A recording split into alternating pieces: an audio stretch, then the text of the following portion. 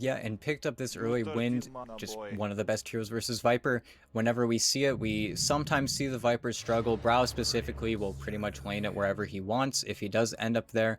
But this wind, it is sort of a wrench in the works. And we have seen North American teams flex it a little bit more, where sometimes you do see it put on that 4 position. I think, though, unless D2 Hustlers really find some sort of slam pick, you're really going to see Papa Tutti fall on that Wind Ranger, which of course they do want. They want the matchup versus the Viper. They know that he's going to struggle. And then it's going to be on Papa Tutti to have almost a mirror sort of playstyle wise of Analog yesterday. We saw how effective he was rotating with that wind every single time he had that focus fire, every single time he got a rune. He makes the easy rotation, gets a few kills, plays into side lanes, and just helps out Divine Llama's lane just that little bit more. And once you see those sort of key rotations coming out, if they work, then D2 Hustlers might have a little bit of a better shot. Whereas Undying, it feels like with this Grimstroke pick, they're going to play, again, a little bit slower. They're the better team.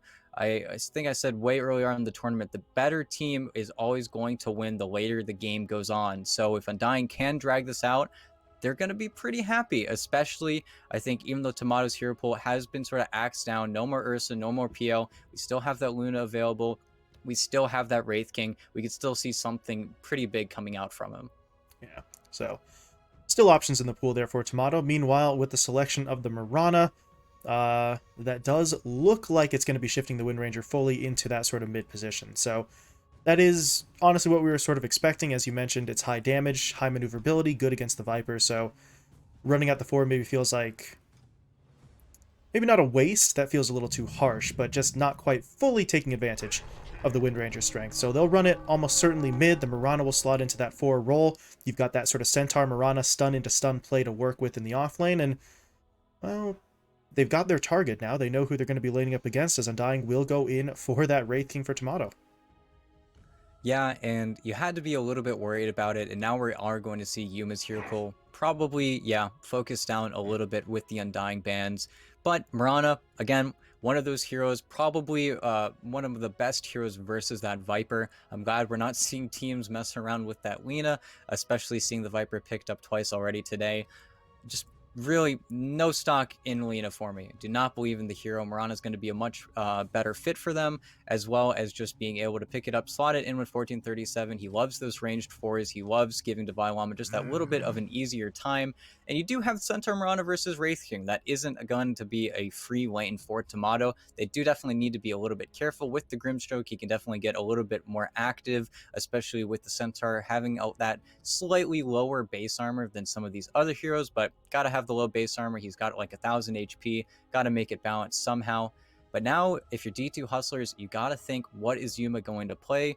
Are we going to see the Sven? Are we going to see something else, something a little bit bigger? Because really now, his comfort has really been shifted away. They've gotten out a lot of his comfort heroes, and having Tomato already on that Wraith King, you got to be a little bit concerned if you're D2 Hustlers, because we see with these sort of Div 2 becoming Div 1 teams, if you lose that level of comfort, the play just sometimes isn't there to follow it up.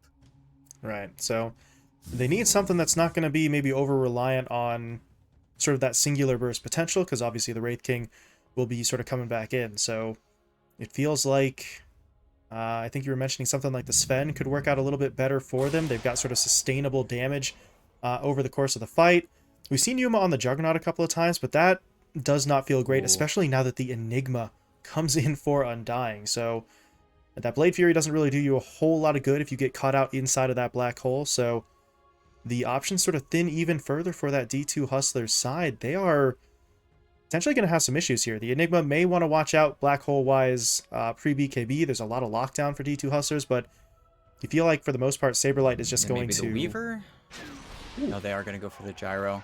And I thought about the Gyro for just a moment there. It feels like it's going to be that all-around fight hero that you might end up wanting. It's pretty good versus the Viper, but as soon as I saw the Tusk, I thought there's no way they're going to pick this hero, because as soon as you put down the missile, you put down the snowball. You can't hit a hero that's snowballed with your missile, so it's gonna be a little bit of a rough one, I think, for D2 Hustlers. Is Saberlight Enigma, it has a really high win rate, and a really high win rate versus arguably much better opponents. So this is going to be a little bit of a rough one, I think. And with the Saberlight Enigma, it just facilitates exactly what Undying want to do, because now their timing, it shifts back a little bit. With this Enigma, you're going to have to play that waiting game just a little bit more.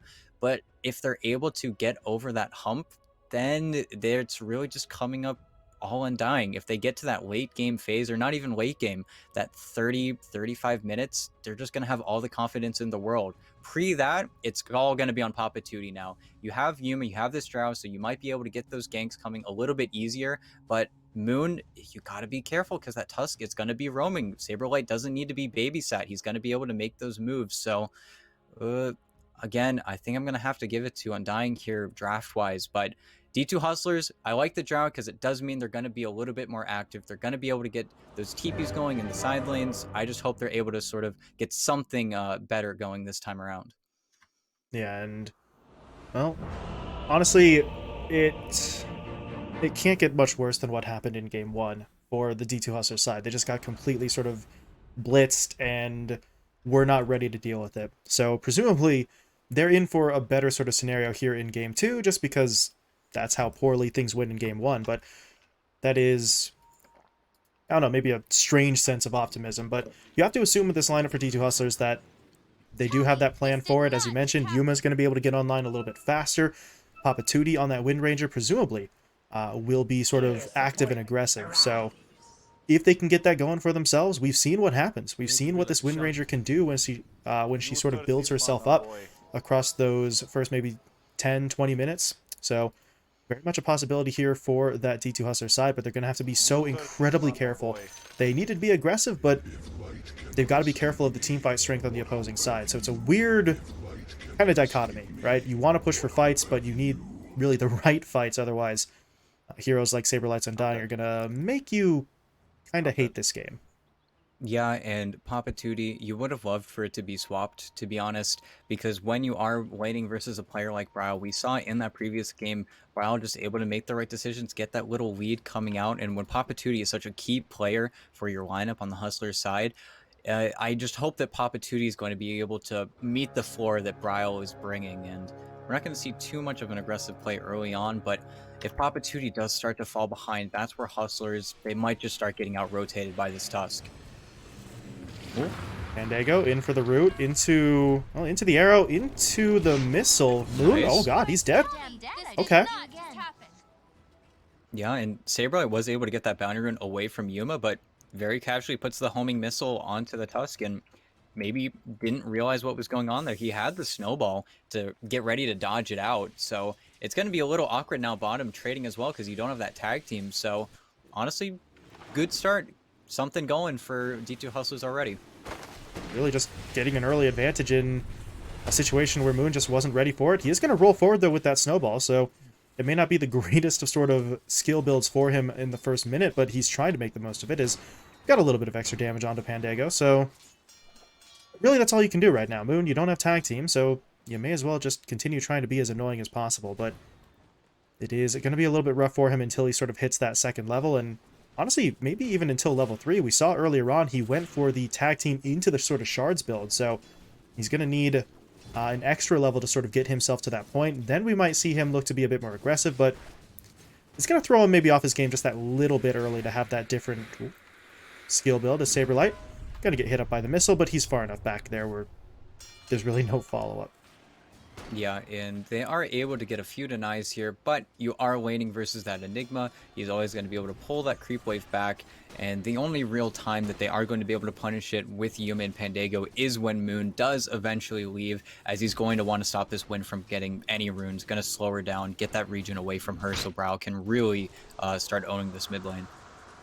Yeah, until then, though, well, Bryle is not going to be able to pull away massively. You do see him maybe 1 or 2 last hits ahead, and he's got 5 denies on the board, so he's been doing relatively well here, but until you can really put Papa Tootie down early with that rotation, he's still going to be able to sort of occasionally come in there and sort of find his as well, as we do see the water runes spawning up here, and is the bottle coming out? Yes, it is, so yeah. Papa Tootie's going to want to wait just that little bit longer. Bryle, meanwhile, actually doesn't have enough money for his, so the Wind Ranger going to be valuing these water runes just that little bit more, but you still got to win the foot race, which Papa Tootie, with the wind run, should pretty much be able to do every time. But right now, Bryle's actually sort of pushing it onto him a bit. So gotta be careful. Can't quite make a break for that rune just yet, as he's got to deal with the aggression first. And really just super smart plays from Brow. He's already working Papa Tootie because he did go for that greedy bottle sort of rush here, which just means he gets double waved under tower, and now he's not going to get really any of those last hits, just gets one, and Brow's going to be able to sick up one of these bounty runes. Unfortunately, Moon wasn't able to find the time to get Papa Tootie or steal that bottom water rune, but at the same time, Brow is full HP, full mana, Papa Tootie is on the back foot, and you got to be a little bit concerned with your last hits because you really are kind of getting worked here because it's just the denies. You're going to start seeing that level deficit start to matter a little bit more. Yeah, it's already about a half level difference between Papa Tootie and Bryle, and if he continues to deny at the rate he is, it is going to increase. He's up to double digits now, 16 and 10. He's got more denies than Papa Tootie has last hits. That is a serious concern. Speaking of concerns, up top, 1437. Gonna get jumped in on. Tomato and Dubu push their way forward. Wraithfire Blast into sort of Inkswell stun. You've got the Stroke of Fate in there for the damage and slow as well in 1437. No point up in the leap. In fact, he's not even level 2 yet. He'd been giving so much of that experience over to Divine Llama, and bottom lane Pandago. Moon is going to be able to get him. Tower shots are coming in, but at this point, he's going to be able to walk away from that one, even popping the salve just to be safe. So Undying are able to find that kill underneath their opponent's tower, and that gets them their first two. So, yeah, they gave up first blood, but they're sort of quick to respond here with a couple of kills across the map. And now mid, Bryle is trying to track Papa Tootie down here. Moon Meander's coming in as well. Wind Run will be deployed, but that Snowball. Tag team now. Snowball comes in, tag team deployed. Papa Tootie's in some trouble, turns around for the Shackled. Good stun. He's going to look for the TP out now as well, but he's not going to get it. Bryle just takes him down in time. And now you did get the bounty run, but this is disaster because 20 and 13 already on the Viper. You don't have your TP to get back to the wave. This is going to be a sad walk for the mid lane, and this is not the start that Papa Tootie wanted. And Dago actually got blocked off there by the shards, slowed up now by the tag team. He's dead too. Saberlight is able to pick that one off, and Moon Meander, I mean, this is what we were sort of expecting to see from him on the Tusk, but it's especially impressive considering the fact that he sort of misskilled early. That level 1 Snowball felt like it might have been a bit of a setback, but you wouldn't really be able to tell based on his stat line right now. Kill and 2 assists for him, and quite a bit of rotation across the map. But back up in the top lane, 1437 and Divine Llama are sort of looking to push their way forward. They want in onto Dubu as they will connect with the arrow. Divine, though, hit by the Wraithfire Blast before he can get that hoof stop. Good play in from the Wraith King to cover his teammates back. And you're just getting these small, you're falling behind a little bit everywhere. It's just not able to make that early play. And really, the play top should not have worked. Giving all that soul XP over to Divine Llama, it does feel okay. And if they land the arrow here, Tomato knows. It's a nice ward from Dubu. He's not level 6, though, so he's, I think he's dead. Fire. 1437 still wants it, though. 1 or 2 more hits will get it. But Tomato, with those phase boosts, just that little bit faster. I think he's out. 1437 now. You're going to run into Dubu if you keep going. This might be a little bit too much for him, so he has to be careful on the Mirana, though. They might just try to kill him with the stick and the... Oof. Tomato has got to make a decision soon here. Yeah, he's going to walk back now. Okay, yeah. At a certain point, you're sort of lingering in between for too long. You just got to choose as... Oh, Dubu? Yeah, hit up by the arrow. Okay. So D2 Hustler is able to pull that kill out. It's not the kill that they initially wanted, as Tomato does sort of sneak back under the tower, but they do at least get something, and that sort of duo of Mirana and Centaur, I mean, they're just going to keep on being able to make plays like that throughout really the rest of this laning stage. So starting to maybe build up a little bit of momentum as the Centaur actually feeling strong enough to just straight up push under the tower. Tomato doesn't really have the health to contest him right now, but it's not going to lead into any kills. It just sort of allows the Centaur to maybe pressure up that Wraith King a little bit more, but now Divine Llama sort of has control of this lane while the Wraith has to heal up. Yep, and having the Vanguard completed, you just have complete control now. And Dubu with this nice ward, yeah, this is the perfect strike from Bryle. They're going to push in. Divine Llama going to get hit up. He's not 6 yet, so he doesn't have the Stampede, and he's just straight up gone. Meanwhile, down in the bottom lane, they're going to pick off Pandago as well. Yeah, and just everybody rotating just that little bit better on the Undying side. And Papa Tootie, he's level 7 on the Viper while you're just getting your 6 now. And you just make that really easy split-second decision and you come out on top. And this is why Undying are where they are. They make these decisions so quickly. They strike when the iron's hot. And Papatuti, you have this javelin now. You can only imagine that he's going to want to make a rotation, but your bottom tower's dead. Saberlight's level 6, or if you really want to gank this Enigma, you're going to need more, and they are really just out-rotating D2 Hustlers everywhere on the map. And actually, I mean, this is a little bit surprising. We were talking about Undying maybe being this sort of slower, steadier lineup, whereas Hustlers would be the ones needing to sort of get themselves going early on some of these cores, but the roles have been reversed. Oh, Papatuti. Heads up play there. Quick Shackle will save him, or maybe it won't. Saberlight's in with the Malefice, and yeah, you're not going anywhere. Papatuti, surrounded by 4 heroes, will be taken down. 1437 in with the arrow at the end, but he's not going to hit anything, and even if he did, it's just him and Pandago. They weren't going to be able to find the kill, but 1437 decides why not go for it just in case, but it is going to be another kill for Undying, and now they've taken the tier 1 down bot already. They're looking for the tier 1 mid as well, and Pandago, I don't know if you want to be here. Moon Meander's going to try and track him down. Snowball comes in. Ice Shard's deployed as well. Tag team will be coming out for the bonus damage, and that's just a relatively easy kill. Pandago, I'm not sure what he was thinking there, nice pushing shackle. that far forward, but yeah, Papatuti gets the shackle in. He can't push. Stay. Can't go far enough forward, but Yuma, holy crap, he's into it. Okay. He's in it to win it. Dubu taken down. Nice play in from Divine Llama as well, connecting with the hoof stomp onto 2. Bryle's dropping low, and he's not going to be able to make it out. They get him down, and now Saberlight stunned up by the homing missile. No chance for the black hole here just yet as the shackle comes in. The arrow even deployed. They were not going to give him even the slightest opening for that black hole play, and Moon Meander at this point is just going to have to run away. Papatuti will give up on the chase, but if you're D2 Hustlers, you got what you wanted. That's 3 kills going your way for really just Pandago, so I don't know if that play from the Oracle was planned, if he was actually just straight up sacrificing himself, but at the end of the day, his teammates take advantage of it. Moon, he didn't leave. Ooh, Papatuti. Oh. So clean. Nice shackle on the Ancient Creep there. But yeah, they leveraged their Centaur Warrunner. They used the Stampede for the first time. Devi somehow got a 3-man hoof stomp. That was just perfect positioning from them in Undying. They wanted to be confident. They wanted to feel like they could do something there. But Yuma also showing up, everyone coming in from the wings. And once you get that homing missile on the Enigma, he can't black hole. It sounds very simple, but it's just a fact of the matter. And while you do lose Pandago, I think he was going on a warding expedition if he was able to survive there. You give a little bit more speed over to the Hustlers lineup, and that's something that they should be good at. That's something that they should be able to respond with, having their level 6s, especially this Gyro having a few more levels than he otherwise should, but... Oh, Papatuti? Snowball in, Inkswell, well, not quite enough. Papatuti was able to create just enough sort of separation, but now, Devi, he doesn't have the Stampede. He actually doesn't even have enough mana for the Stomp there, but it's less about the fight and more about pushing Undying off of the tower, and they will be successful on that front. Yeah, and you push away the enemy team. You want to keep this tower. Undying, they want to run it down. They want to get this very easily because they still feel like they do have that early advantage that they were able to gain. But we might see their timing get pushed back just a little bit, especially having the Centaur sort of being the stopper, I guess you could say, where you can't get by the Centaur. He's going to just sit here. Ooh, 1437 did miss the arrow onto the cart, but it does stop a lot of that aggression, especially with the Stampede just able to come back up naturally. So no more forcing plays in Saberlight. Okay. Black hole in there. He is not going to actually be able to do it. Wow. Okay. Thought that they had that. Papatuti gets away. Saberlight gets taken down. 1437 sort of saving the day with that play, and that's your first black hole, I believe, and it doesn't do a whole lot.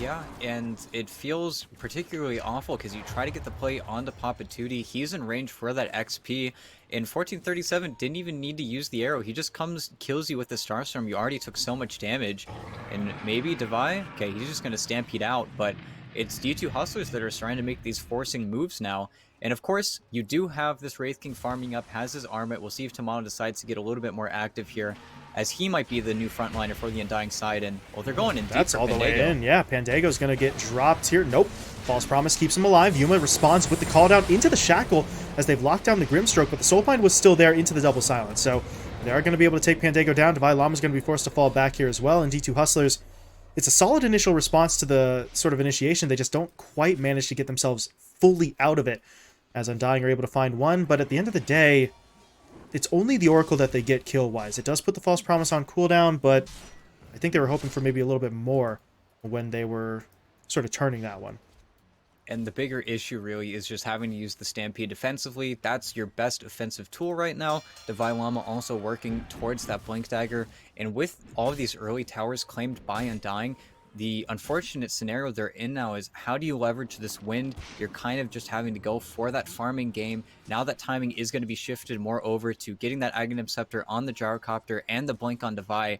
And that is space that you are granting to Undying basically for free, as they get to sort of choose when they want to kill you. And 1437, there's an Invis Rune on Bryles. Viper Strike is in. He does have all his charges on the leap, though, but Snowball locks him down. He doesn't get out in time. Didn't see Moon coming until it was too late, and Bryle's going to be able to find the kill. Good little two-man game there from Undying. It could have gotten a little bit rough there. Had the Mirana sort of caught wind of that maneuver, the leaps would have made it difficult, but they find the kill. Undying sort of trying to keep themselves going here with these pick plays. And it's space that needs to be made because you are giving the Centaur the free lane. He is going down bottom to try and finish up that Blink Dagger. Maybe going to get a few Eidolons here. But the big issue is you will see that Yuma and Papa Tootie are sort of having to exist in the same area. And Papa Tootie going for that Maelstrom, it will allow him to farm a little bit more, gives him a little bit more damage. But you're taking farm away from Yuma. You're delaying up that Ags, so that way maybe you can make the smoke play with Devi. And Devi has to be careful. If Saberblight gets too close here, he could just black hole him. He's trying for the body blocks, but okay, a little bit too wild. But big smoke coming in from Undying now. If they find Papa Tootie, if they find one of those core players, it's going to delay their timing even further. Well, looks like this smoke play for now is going to miss. They're still going forward, though, but they're already falling back on the D2 Hustlers side. So they're going to get so close to that one, but not quite close enough. Devi, though, yep, goes back in. There's going to be the snowball into the, oh god, into the Wraithfire. Can they save him? Yeah, Pandago's going to come in. The Stampede will actually be used, but that's going to be a defensive measure more than anything else. They get themselves out. The Moonlight Shadow is actually dropped in there as well. So D2 Hustlers do have to commit a couple of those ults, but they will pull everybody back, and that is basically just going to sort of reset things here. So Undying, maybe you didn't get kills, but Moonlight Shadow, False Promise, Stampede all on cooldown. Maybe there's an opening elsewhere now with a lot of those big sort of abilities being taken away. And you're going to have to see them rotate into the Undying jungle if they really want to find the same level of farm, because Saberlight, again, he's on a different hero. It's not the Beastmaster, but he just lead foot stays 1 foot in the bottom jungle. All of the summons pushing in this wave consistently. Somebody's got to stay here to hold it if they're not making those plays. And resetting pretty much completely. Devi Llama has that Blink Dagger now, so we might see a smoke play coming out, but ideally, they would get onto Brow on the top lane. He only has Moon Meander as of now, but it feels like D2 Hustlers are struggling to make those decisions. The Saberlight, he has a Blink Dagger of his own. If they ever overcommit, we're going to see that 2-3-man black hole that we always see come out from him. Opportunity in for the Shackle. He's going to try and take down Dubu, but there's Saberlight again with that blink. Goes in for the Malphus. The Soul Bind in as well.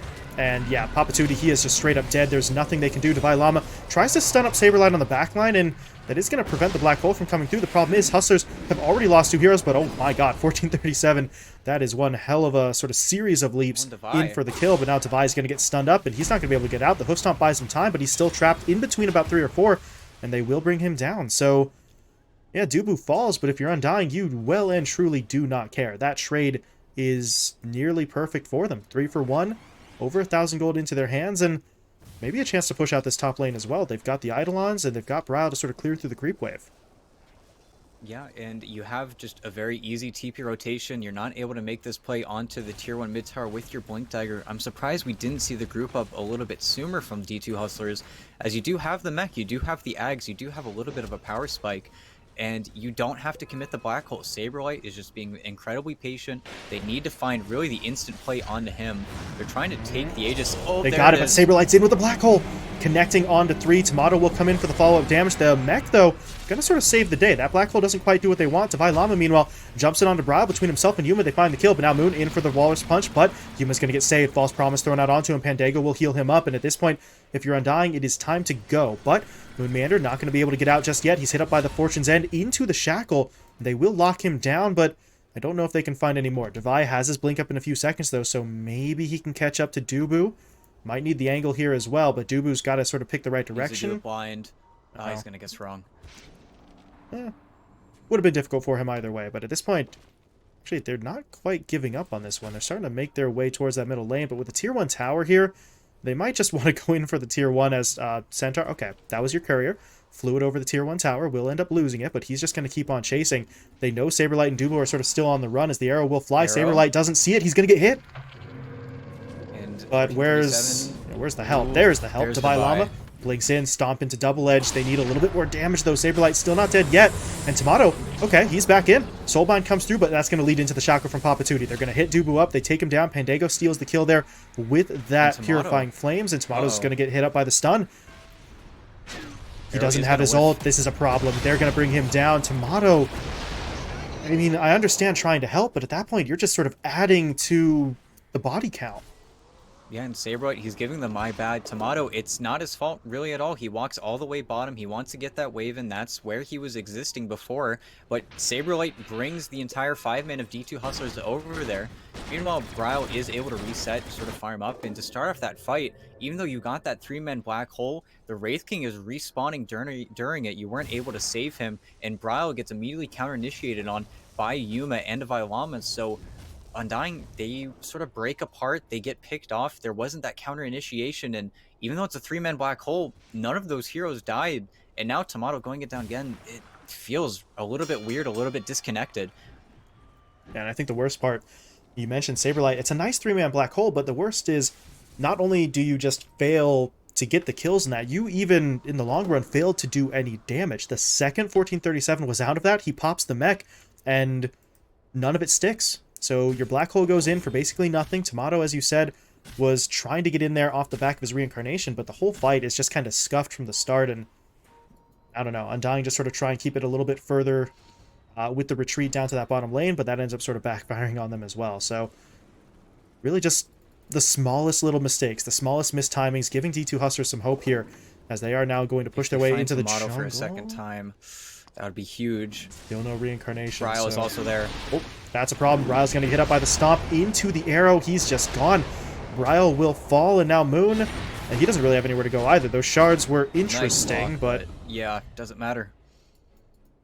Got to give him credit for the nifty play. It's just not enough to save his life. So Hustler's able to find 2 in the north side jungle, and now who's got the wards here for them? They can take quite a bit of control in this area. They could take down this obs around that sort of outpost. They can't actually claim the outpost for themselves, haven't taken that tier 2 just yet, but this is going to be big. Taking away these sort of farming opportunities for Undying, really locking away a large portion of that north side jungle is going to make it so much more difficult for those Undying heroes to try and catch back up.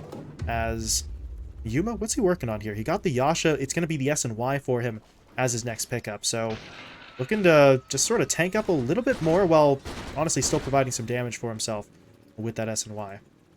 And then after that, we could be... I would love to see the Basher. That would be pretty clutch, I think, especially if he does get black hold, but we are going to see him queue up the Scotty. Instead, he just wants to tank up. He wants to survive. If he's able to make it through the Undying team's damage, then there really isn't anything else they can do. They're going to smoke up with black hole coming off cooldown. That bottom wave is still a big question mark for really both sides. Unless Saberlight's down there, there isn't a real reason to go there.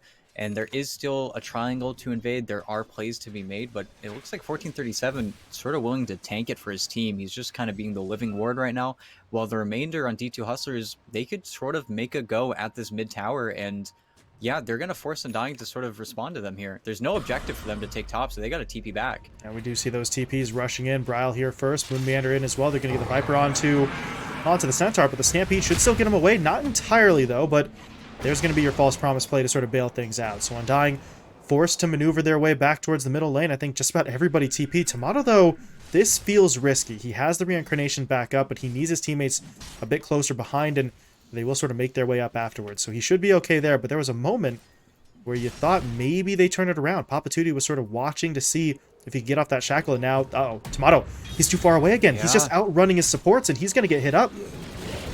They're going to burn through the first life on him. Reincarnation will get him back in. Undying starting to bring support. Saberlight has the black hole, so they need to watch their spacing here, but they're going to be able to take Tomato down, and Saberlight didn't see the opportunity to jump in. Yeah, and for the second time here... Oh, what a Divide. Blinking forward, stomp onto 2. Dubu's dead. Moon Meander, no, he's not getting out. He's just straight up dead as well. Right into Roche. They just died 2 feet away from the pit. What a huge misplay, to be honest. Undying, like you said, they're outrunning their supports where everybody makes the rotation. They're going to the objective top. They want to try and take over that triangle to get down that infrastructure, get some of that vision up. And for sitting on the high ground, that's a much different game. You have the Enigma sitting behind you, but you get a little bit disjointed, you get a little bit pulled apart, you have the arrow on the second life, and you don't have those defensive supports. You don't have that Oracle this time around. You're not able to save him, and wow, this is just a huge swing for Hustlers. It's a massive mistake for Tomato. I mean, really, I don't want to sound too harsh about it, but we mentioned it the first time. He was a little bit too far forward. He backs off, his teammates come in to help him, and then he immediately makes the exact same mistake and pushes too far. So at a certain point, I mean, Tomato, you got to learn the lesson here. It is going to be a bit of a setback for them. It's not panic time just yet, but in the future, this Wraith King, you can't get that far out. As you mentioned, they've got the lockdown and the damage for the first kill. They save a little bit of that lockdown to go in onto him a second time, and if no one's going to intervene from Undying, that's just an easy kill almost every single time. And I don't know. If you're Undying, gotta try and sort of get it together execution-wise, and you need to very much keep tabs on Divine Llama. We sort of saw with that secondary engagement, he has been so perfect with these plays, the stampedes, the hoof stomp in, the blink, always getting him into that position to sort of set it up for his teammates. And you take a look at him in terms of overall sort of level of participation here. D2 Hustlers have 17 kills in total. He has been directly involved in 13 of them. So if there's a fight, you got yourself a 90-something% chance that Divine Llama is right in the middle of it. And it's one of those plays, I can already feel Tomato's inner monologue. It's, why are they here? Why aren't they afraid of us? They just used Stampede, they just used the Fortune's End, so they really thought that there was no chance of them to kill him mid. They thought they should be scared of us, they don't have their defensive abilities, but Hustlers make that sort of gamble play, and they hustle their way into it. They get the kills, and the punishment was just immediately there. And now that they have this Aegis, I don't think they're going to necessarily get too gung-ho. Their fights have been sort of far and few between. They don't want to give up anything to the Undying side after they've given it. And Undying, at the same time, they want to finish up their double BKBs. Both the Viper and the Enigma are closing in on them. Then we are going to see a team fight that the Hustlers are going to need to contend with. They need to be especially careful with the positioning of Papatuti and Devi. And that's why they're trying to sort of get ahead of this BKB timing, as the Viper, it's still 400 gold away. If they could find him specifically, it'd be another huge pick. And they are looking for it. Full 5-man smoke into Tomato. the jungle. They see him again. Oh no, he's going to get hit up right away. Yuma starts it off with the damage. There's going to be Devi in again for the stun. And where's that arrow? 1437 times it up perfectly. They get the stun down and Tomato's gone. Does zero, well, okay, never mind. He has the Radiance, but does 0 physical damage with those right clicks as he does get taken down pretty much for free. And D2 Hustlers, they're in. They get the kill, they get the tower, and at this point, it's Undying who sort of have to be afraid of them with this push forward. And you just see immediately splitting the map, but now Bryle. no BKB. Bryle. It's all up to Saberlight. They've got to play There's something Devi here. again, Okay. in for the stun. Saberlight, though, pops the BKB. Black hole coming through. 1437, though, throws out the arrow. Saberlight, though, with the BKB, doesn't care. Able to hold his ground. Papatuti, though, not dead. So low on HP, but he is going to be able to get away. But now the reinforcements starting to come in for Undying. They don't have the black hole, but they're still looking for this engagement. As they jumping onto the Centaur, hitting him up. Soulbind is going to latch him and the Miranda together, but where is the damage? They're just not getting through right now. And Hustlers, I mean, are they going to lose? Okay, they're going to lose Pandago, but the rest of the lineup is taking the opportunity to back off. Papatuti's going to wind run his way out of there. Meanwhile, 1437 leapt into the tree line. No TP, actually, so he's not going to leave immediately, but he's waiting for those charges to come back up, and at this point, no one from Undying is there to really sort of keep tabs on him, so he should be just fine, and if you're Undying, you saved Ryle's life. I guess that at the end of the day, that was sort of priority 1, but Black Hole BKB for an Oracle is not great. And Papatuti did have to use his BKB as well, so it's not the freest trade. If Devi Llama goes down there, then everything feels terrible. You already had to use the Stampede. If you use Stampede and die, that is the worst feeling if you're that Centaur. But that was their timing, to be honest, for D2 Hustlers. Now Undying, they are starting to pick up those tools. Now there is a BKB on the Viper. He's going to be a lot less scared. There's going to be a Blink Dagger built up on the Wraith King as well, so he will be able to not necessarily blink out of that arrow reincarnation. That's a play that can pretty much always happen if 1437 is on it. Ooh, Moon. Papatuti got it down. Okay, nice blink, shards. or nice shards. Yeah, he completely blocks off the ramp. Papatuti can't get in onto him, and that's a nifty play from the Tuss to keep himself alive. He's got teammates close enough here where I don't think Papatuti goes in again. So should just be a situation where the Wind Ranger backs off, or maybe not. He's going back in. Okay, landing the shackle. Power shot comes through. Moon should die here. Saberlight, though, blinks in for the Malefice, but yeah, Papatuti doesn't care. BKB pop. That is going to be another charge down, but gets the Wind Ranger in for the kill and the retreat, and now Yuma and Davai Lama, they want to push forward. I don't know about this. Yuma is going to have the Aegis expire on him really right as they were making that maneuver, so they are going to be falling back for the time being, but the fact that they can just sort of casually stroll through that north side jungle is maybe indicative of the level of map control that they have right now. As Dubu's going to get stunned up. Call down will be coming through. Dubu's going to run out of time on that invis, but it's Bryle that they want. They're not going to get him, though. BKB will be channeled out, and the Viper TP's home. Yeah, he accidentally got 2 there. Just a good stun from Divine. Doesn't have any dust, unfortunately. But you just get to make this play onto the tier 2 tower. You might get the glyph coming out, but... well, they were already trying to set up on Saberlight, but Saberlight just a little bit too far ahead. And if they see these heroes top with the Eidolons, yeah, Yuma's been cut off. Yeah, they're going to jump in for it. They've got Yuma. Can they bring him down, though? BKB active. He's not dead just yet. Now the False Promise is going to be buying him some extra time. Davai Lama, meanwhile, in for the Hoof Stomp, connecting onto 2. That's going to sort of take out about half the lineup. That should be enough for Yuma to get away, but now Davai has got to make his escape as well. And without that Stampede, I don't think he's getting away. But that's the play that had to be made, right? You get your carry out of there. You save Yuma's life. And that felt a little bit weird for D2 Hustlers. As you said, they were TPing in top, but the Eidolons get the vision, and once they're aware that about, well, 2/5 of that lineup isn't in the lane, they just go straight forward in for the fight, and now they might get more. Papatuti is going to pop the BKB, though, and he's still... oh, maybe not out just yet. Moonmeander coming in, getting down the Walrus Punch. Papatuti responding with the Shackle into the arrow, but Papatuti's still going to get hit up here. The Malefice comes in onto him. Moonmeander connecting with the Snowball, and Papatuti will die. Yeah, and just... beautiful ward coming out from Undying. They see him getting a little bit greedy, and you have the Eidolons, you have the Skeletons. They're already pushing everything in. We see Moon ping the Roche Pit. Unfortunately, not going to respawn very soon here.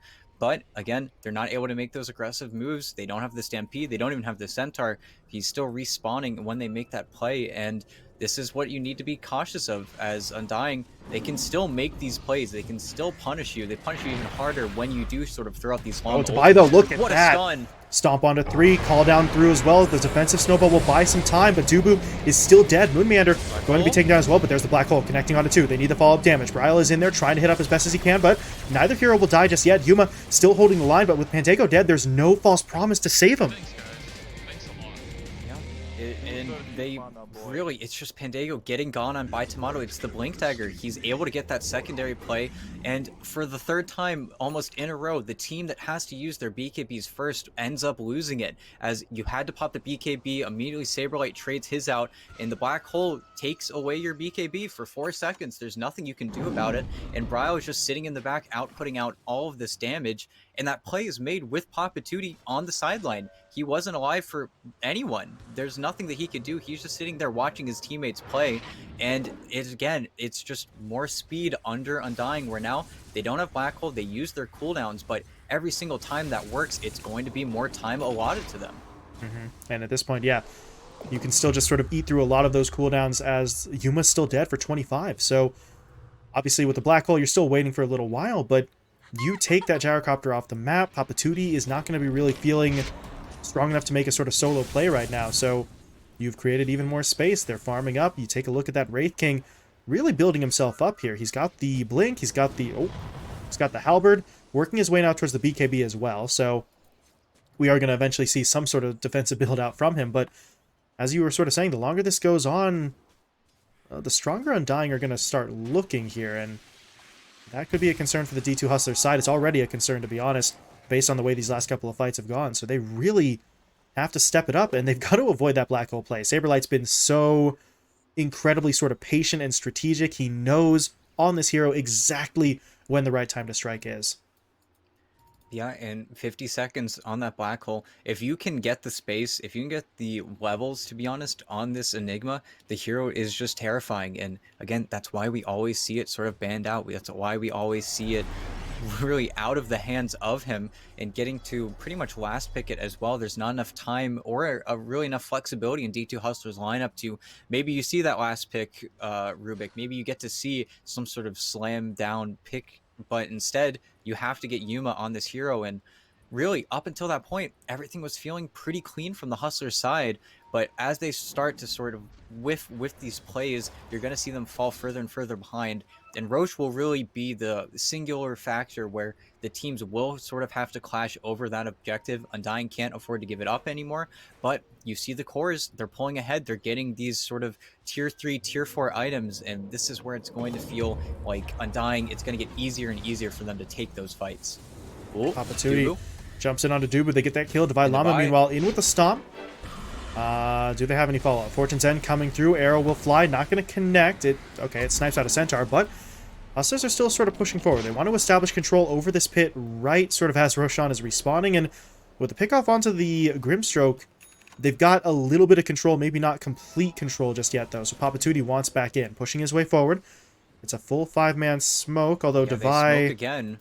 Devi is a little bit too far away, but it's not going to matter. They're in onto Moon. Snowball, though, will buy some time. Papatuti's going to get stunned up, and that does allow Moon to blink himself out. So for now, he'll be just fine. That missile is going to connect, but it's too far away at this point. So the Tusk will be just fine. But now Hustlers, they see that Roshan is respawned. They're going into the pit. And this is where the teams are going to converge. It isn't the fastest Roche. Yeah, going to commit the focus fire to try and speed in or hasten it up, but Undying, they do have to make a decision here. He's going to walk over with the shards, and it's going to be at about 25% HP, so they've got to make a move now, or this is just going to go straight into the hands of this Gyro. Yeah, this is a problem. They're grouping up, but they've grouped up too late. They're not going to be able to stop it. Yuma gets the Aegis, and Devi, he's going to get silenced up here, but now the call down comes in from Yuma. They've got Tomato sort of caught on the low ground. Can they actually bring him down, though? That's going to be the question. Stampede will be used by Devi to get him away from that fight. They hit him up with the false promise as well, but now Devi back in. He's going to go for the stomp. Defensive snowball, though, saving everybody, pulling them into the pit onto Yuma as they will burn through that Aegis. But Papatuti on the back line, able to take down one. Dubu will fall. Devi, though, going to get taken down in exchange. Now Yuma is getting hit up again. There's Saberlight in with the black hole. He only hits it onto one, but it's the one that they need, as Yuma will be finished off. And this is going horribly for D2 Hustlers. I mean, they did get Roshan, but now they're on the run. Pandago is going to get hit up by this snowball. And can they actually track him down? Good force staff in there. Will save Pandago for now. Meanwhile, Devi, I don't know about that. They will burn through the reincarnation, but Devi's going to go down. He does get two, though, as he finds one. Papatuti gets the other, but Papatuti's just going to get slowed up and taken down once Tomato is back in off of that ult. So that felt really like they should have just cut their losses. They go back in for a second round, and it's a fight that they straight up do not win. Yeah, and Brow, now with the Scotty, anybody who gets close to this Viper is going to get captured. He's going to get that MKB next to match up versus that Wind, and they've really just suicided for the two supporting cast kills, and you take out an Enigma without Black Hole and a Moon Meander, while still a pretty crucial hero for his team. These aren't the pushers, and now 1437. Got to be a little careful. He's out of leaps, but this should just be a tier 3 tower. And 1437. Okay, no Glimmer. That'll buy some time. 1437 will be fine, but Brile and Tomato, they're just back in onto the tier 3. He's gonna go for the disarm though. Nice play with the Edict, but Pandago. Oh my God, Pandago. He's not gonna do it. The greed, and they're just onto this melee wreck. They should be able to kill it and get out relatively free. There's nothing that arrow they doesn't can really even do hit. here. 1437 needed that one. Yuma, though, is back into the fight, so maybe he can force this. The BKB's active. He does, or excuse me, BKB's available, and he does have cheese in his inventory, but Undying really just don't seem to care. They just continue to push their way forward. They want this Rax, and they will not be denied. They're going to be able to take it down. They blink themselves out of the call down follow-up, so Undying get what they want, and they back out successfully. And it's now those huge items, the MKB coming up for that Viper. And Tomato will get stunned up mid, but now he has a BKB of his own. That's the big reason why they were very hesitant to go into that pit and why the Aegis did end up falling to the hands of D2 Hustlers. But still, Devi Llama, you use the Stampede, you die pretty much right after it. Your team really needed to make the call to back up a little bit sooner. And Saberite with the very simple one-man black hole, that's all that matters. Moon was able to force Pandago away from his carry. You're not able to get that save. And Undying, yeah, they're just going to start running at you. They've got those items. They have exactly what they need to take these fights. Oh, Papatuti. He's got to be so careful. Pandago, goodbye.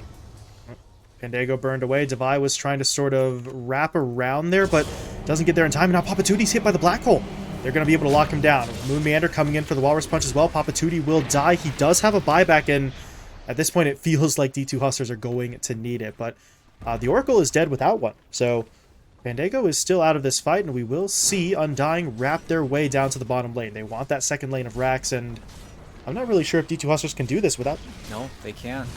They are Okay, going to there we buy. go. Okay. Buyback comes in. Divine Llama pushes forward, looking for the stomp into the call down, into the stampede, but I don't really know. Where's the damage coming out from? They do have Papatuti going to work, but he's not actually taking anyone down fast enough, as Devi will fall. And Papatuti, you cannot afford to die here. He just bought back. They have to get him to the fountain. They will be able to do so. The problem is they leave Yuma behind. BKB activated, but Brow's just slowing him up with that Scotty. Yuma, though, able to hold his ground. They will get through the first life there on the Wraith King. They get the Shackle down onto Bryle as well. The problem is the Wraith Fire Blast will lock Papatuti down, so he doesn't really have the follow-up damage. And all the while, Undying just continuing to sort of lay the hits into this bottom lane of Rax. They will be able to take the melee. Arrow... it's in onto Viper, but that's really not going to matter. They're still just going. Papatuti, though, wants in for the Shackle, will connect, but again, the lockdown's there. Where is the damage? Without it, they're not really going to be able to do anything in this situation, and Undying know it. They just take the racks and back off again. And it's this pick and choose. They're able to get these fights. It's sort of funny, Tomato blinking into 2 arrows to tank it just so that way Bryle, there's no chance that he dies. Now you're getting the 25s. Now you're getting even more items, more speed underneath you. I believe now that is a refresher. So you've got 2 black holes to deal with this Enigma. Before, he's just finding all of the kills, all the picks that he needs to. And I'm surprised you buy back there on Papatuti because you're going to need this for this next defense. And I don't think that really fighting over that bottom Rax is worth it at this point. Because now Yuma, he does have this butterfly. He's going to be a little bit harder for Tomato to crit down. But 25 is now being worked on by that Wraith King. And if D2 Hustlers are forced to wait for this black hole to come back up, they need to find these kills. They need to find these plays to sort of subsist on.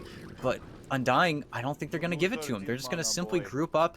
And even the group up before, it's so clean because they know that the glyph is down. That's the only reason they make that play, is because they know the push is guaranteed.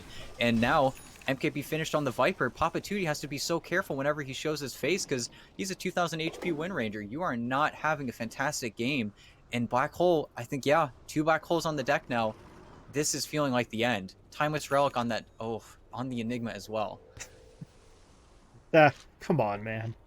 You've got a Timeless Relic, you've got 2 black holes, he's got the Ag Shard as well, so he's got that extra sort of pull. I mean, yeah, like you said, this is starting to feel like the end. If D2 Hustlers don't win it out in really the next fight, then I'm not really sure they're going to be able to do it at all, as 1437 in some trouble. Brow's going to hit him up, but there's no detection right now, so the Piranha should be able to just sort of sneak away into the tree line. He has no TP, though, so 1437's kind of stuck here for a bit. Not going to be able to immediately make it back home, which is a bit of a bad deal considering Undying are sitting in the west side jungle waiting for an opportunity to try and push that lane in, but... Oh, okay. 1437 going for it again. He's going to cut the way, but there's Moon Meander blinking in, going for the Walrus Punch. Can they get the kill? Snowball is going to hit up. I don't know if they see... Yeah, they see. Moon Meander's got the gem, so the detection is there. 1437's down, and now Undying have a clear path. They could try to stay thorough, go for that final lane of Rax, or... I mean, they could try to push in mid. They do have a creep wave sort of in position, and yeah, Bryle is going to go for it. And really, just killing the creep cutter. Now, there's no way for a hero to get top. They're probably going to take up this tier 2. They will play a little bit slower just because that glyph is up. They want to get glyph, then they can maybe make a smoke play, immediately go for the kills into that tower push, whereas the glyph does sort of mess it up for them. But it's so low risk for them. Now you have the AC on Tomato as well. He does so much more damage to these buildings. And Bryle, I mean, he is the monster. He is the big killer for his team. They might not even want to risk Tomato. They might just blink in, try to get somebody, try to get a reaction out of D2 Hustlers. And really, if they expend anything, if they expend the Stampede, the False Promise, and they don't get something out of it, it's just not going to matter. Tier 3 tower down. Yuma, he didn't pop the BKB, but it wouldn't have mattered. The Black Hole is still in onto him. And they're not going to kill him off just yet. False Promise was deployed, but they need backup. Papatuti's going to try to get in here. He's looking for Saberlight. They will be able to find that kill, though, so they've at least taken that one down. Yuma, meanwhile, dying but buying back, so they're back in with full strength as Yuma's just going to work here. And actually, they're kind of holding right now. Tomato and Bryle just kind of pushing their way back, but okay, Tomato will be taken down. The Reincarnation, though, gets him right back up, and Undying are going to try to regroup. Devi, though, in with the Stomp, connecting onto 2, but where's the follow-up? They need a little bit more damage in here. Bryle's just going to turn around and go to work, dishing out those right clicks, and Devi will fall. Dead for 78 seconds, no buyback available. The Wind Ranger gets taken down without it as well, and now there's going to be the second black hole in onto the Gyrocopter. They've got him locked down, and yeah, that will do it. The GG will be called, and Undying will pull off the 2-0 sweep in this game. Yeah, and even though it did feel like they were holding, Papa Tootie was able to get in on Saberlight before he was able to get that secondary BKB off. It just doesn't matter. Once you use those BKBs, you can no longer walk up to that, what feels like 13 or 1400 range Viper. You always have that Radiance causing that mischance, making it even harder for you to fight up. And they had something going there. They had something.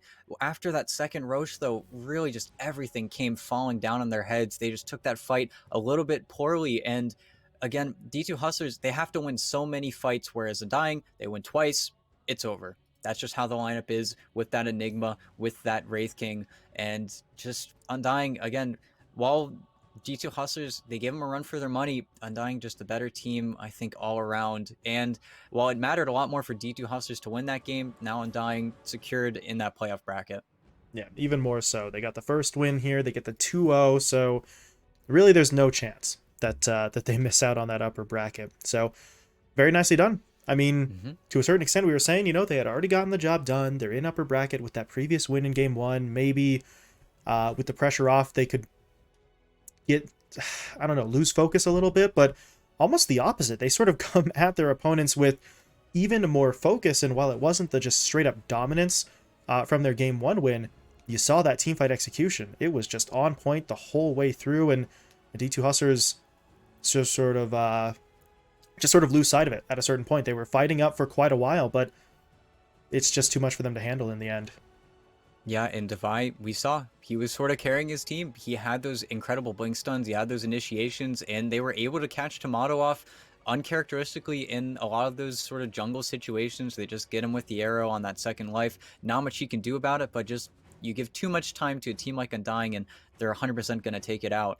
And now D2 Hustlers, this matchup versus the Cut, if they only win one of those games, then we're going to that 8-6 tiebreakers with Hikori and Infamous. So they really got a 2-0 the Cut to get that safe ease roll into that upper division or that upper bracket of the playoffs.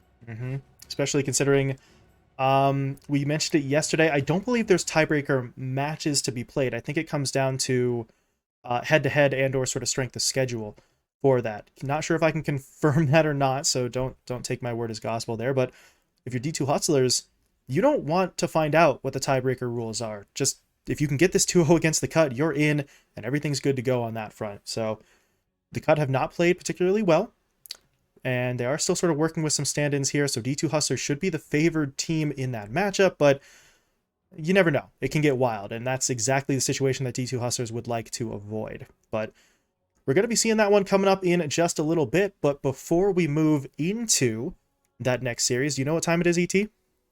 Is this Cut versus 2 based, or is this loop at time? Wrong. It's yes. Wait, shit. You got it right the second time. You weren't supposed to have two guesses. You got it right, though. It's loot bet time.